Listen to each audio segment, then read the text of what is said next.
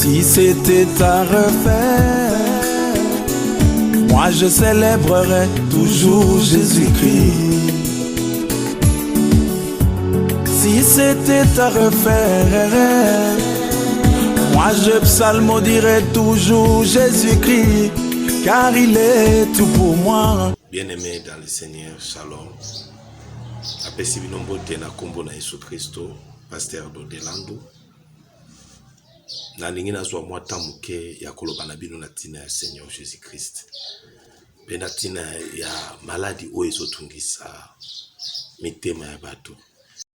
Bato zozwa ata mingi ya koloba ya sula tina ya Jésus te, mais ozwa ata mingi ya koloba na tina ya maladi oyo coronavirus. Na lina te ya verset biblique moko, natanga verset biblique oyo ekoedifie yo, simana yango kotanga.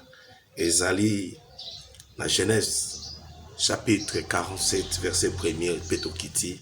Bible lobi Joseph alla avertir Pharaon et lui dit: mes frères et mon père sont arrivés du pays de Canaan avec leurs brebis et leurs bœufs et tout ce qui leur appartient. Et les voici dans le pays de Goshen. Il prit 5 de ses frères et les présenta à Pharaon. Pharaon leur dit: quelle est votre occupation? Ils répondirent à Pharaon: tes serviteurs sont bergers comme l'étaient nos pères. Ils dirent encore à Pharaon: nous sommes venus pour séjourner dans le pays, parce qu'il n'y a plus de pâturage pour le brebis de tes serviteurs, car la famine s'appesantit sur le pays de Canaan. Permets donc à tes serviteurs d'habiter au pays de Goshen. Pharaon dit à Joseph: ton père et tes frères sont venus auprès de toi. Le pays d'Égypte est devant toi. Établis ton père et tes frères dans le meilleur parti du pays, qu'ils habitent dans le pays de Goshen. Amen. Alobi établir papa na ope bandeko na yo na parti ya malamu ya pays d'Égypte. Pe alobi parti ya malamu ya pays d'Égypte ezali Goshen. Bien aimé, pourquoi Pharaon a tungisa mite na ba ministre na ye, a tungisa mite na ba gouverneur na famille na ye, acha bango na famille ya acha bango na Goshen, mais a préféré acha Joseph na famille na ye na Goshen. Or Goshen ezali pays ezali ville moko mise à part. Na kati Égypte, influence Égypte, ba combat Égypte ekolobela Goshen et l'autre côté. Mais Pharaon tango sali choix. Alors puis pona mboka ezali boso na yo, na lingo tia bango place moko ya malamu, pe place yango malamu yemoka prononcer alors puis kende ko tia bango na Goshen. Et si tu trouves parmi eux des hommes capables, mêlés à la tête de mes troupeaux. So komoni bato baza capable, tia bango na tête ya troupeau na ngai. Joseph fit venir Jacob, son père, et le présenta à Pharaon. Et Jacob bénit Pharaon. Malgré Pharaon, atikali Pharaon. Malgré Pharaon, aza kokamba Égypte, mais aza toujours na besoin de bénédiction. Il y a homme de Dieu. Il y a bato baza na alliance dans Nzambe, bato baza appelé. Yango chaque fois ngana zoloba pona bakonza mboka na biso. Malgré côté nini ba ko tayo. Malgré niveau nini Nzambe ko élever parce que l'élévation sur terre pas Nzambe, mais osa toujours da besoin. Il y a bénédiction, il y a basali Nzambe. Yango mona Israël chaque fois baza ki so ba décision moko très important pour mboka. Bande ko benga basali Nzambe pona ko tuna bango to sala ndenge nini. Po derrière makambo corona o bato baza ko tuta tolo malade koti na mboka. E ko boma même ba konti, e ko boma même ba soldat, e ko boma même pe mboka mona civilisation mobimba ekwe na seto mona yango eza ba civilisation ekwe ya pourquoi? Po ete Nzambe ndeko sepela na conduite na bango te. Bande ko pesa Nzambe place na ete Petan kanda Nzambe kiti, bango le batombo la Jésus, batomboli ba docteur, batomboli maladie à la colère ya Nzambe kiti, et bomi bato. Mais bien aimé dans le Seigneur, yo en église na webselo. Ce qui maladie oyo et ko boma bato, mais na Goshen ezaka toujours épargné. Même tant on a Israël, tant on Égypte, bah fleur bande kobeta, ba fleur bande kobeta, nzamba bande ko frapper, otanga Bible bien, okomona toujours bazolo bake Goshen ezalaki épargné. Zana zwelo yango na Bible, pour ezalate na zolo batikanga na loba. Na Exode chapitre na yango 8 verset na yango 22, Bible lobi boy. Mais en ces jours-là, j'ai distingué le pays de Goshen où habite mon peuple. Et là, il n'y en aura point de mouches, afin que tu saches que moi, l'Éternel, je suis au milieu de ce pays. Alléluia. Zambalobi, eko frappe bato, eko boma bato, ba mouche ba koya ba ko boma bato. Mais na pays ya Goshen, na mboka ya Goshen, Goshen ya ki pays na kati ya pays. So na mnatangelo awa, okomona ke na bazolo ba ke Goshen za ki pays na kati ya pays. Alobi ndenge ezawana eko frapper bato ba mouche ko boma lango bato en Égypte, mais na Goshen eko za na distinction. Goshen c'est l'église de Dieu. Goshen c'est le corps de Christ. Eza principaux maladies et ya e menacé bango.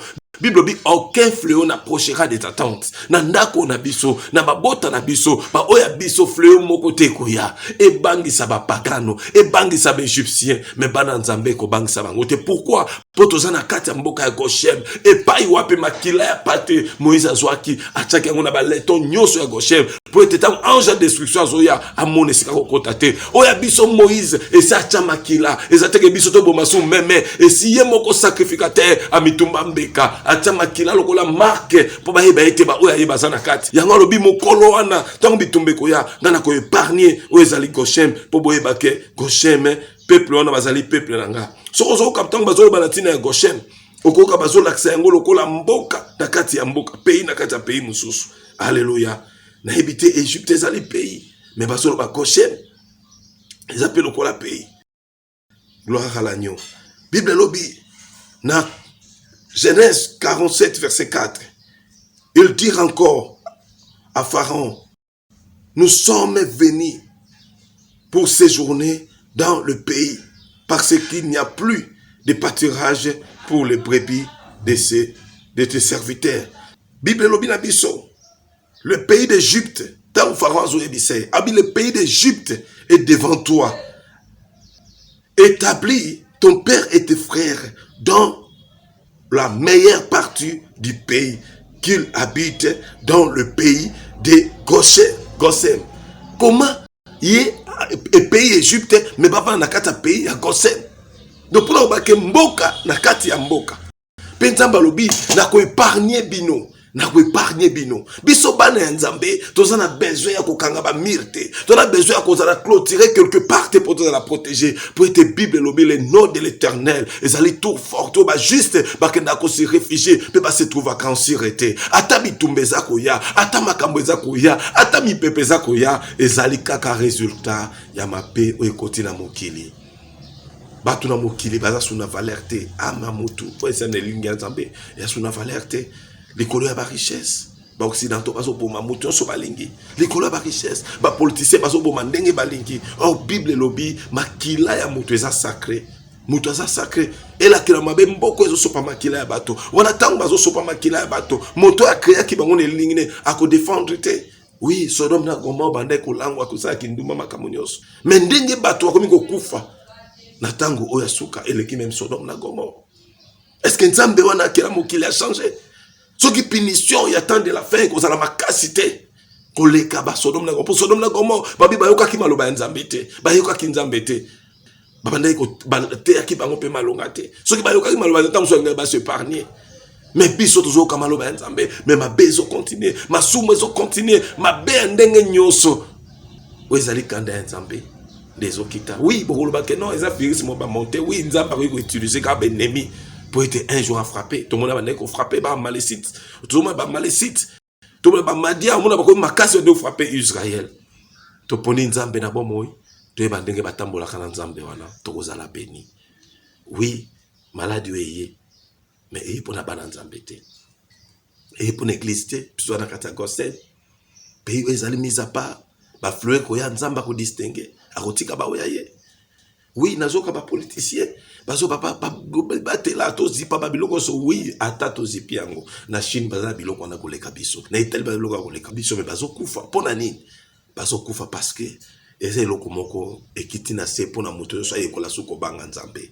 Ba président ba ekola ko banga nzambe, ba ministre ba ko banga nzambe. Ba longwana ba occultisme ba science, ba makambo so ba sala ba pes bazo na ba nzambe. Ba toute autorité vient de Dieu. Nzambe nda pesi bo konzi o mais monde entier bazo tamona na masumu. Oui. Biso ba chrétien to après. Soko tangi na se roka. Jacob azolo ba pona ba jour ya pèlerinage na ye. Nous sommes des pèlerins. Et ça la maladie mo côté ko banga sepso so ya onde zo sepso na ndako papa. Toni to zonga na ndako papa pa ito utaki. So iko ya eya. Biso to banga kaliwate parce que ba chrétien ba mona kaliwate. Nzoto eko tika la main nazo continuer voyage. Et loko eliki malamu na moto so soit conscience. À comprendre que so kezo boma ba kondi kune ko boma pe ba kondi awa. Ezate ke no so bozo te ezakanda nzambe. Awa so ke kotite so bozo bengango wi nzamba kutindela bino ngo ikoya. Petango ikoya eko so pe karabine. Eza moment o église nzambe bo sambela bato bo sambela. Bible lobi ministère et iniquité zo sala déjà mais eloko eza ko retenir ngo eza bana nzambe. Donc pour ba ke fleur ko yana mbo bana nzambe ne ba ko retenir. So ba biba fongola yango batika ko soutenir ba prier et ko fungwa. Bozala beso mona ba bibembe. Bo mona pe bibembe. Mais na simana yango intérêt na bino ko zala nini. Na singi na bana nzambe nyonso bozo atanga ko sambela. To lokelo nzambe. RDC ezali mboka ya prophétie. RDC alobaka chaque fois za gosse et ko zo ba passer nete ba zo mona te. To kanga mana nzambe nzamba ko bundela pa ko pesa biso victoire. Amen. So ki nzamba sungi nazo pesa au prophétie RDC. Nazo tali sur la Bible position RDC pour comprendre que maladie nyonso makambo nyonso tende ko zo biso ba RDC. Biso makile se sopani mingi shikongonya yaki. Makile sopani mingi na ba este babuma. Makile sopani mingi mindele bana bezo kolta ba pesi ba minduki. Nzamba ko permettre te o eza tourna bango ba goûter nano séparation ya mutu. Na este kuno zo mona mama zo kima mwana tikali. Mwana zo kima mama na papa bakufi. Azo bana bi place bakete.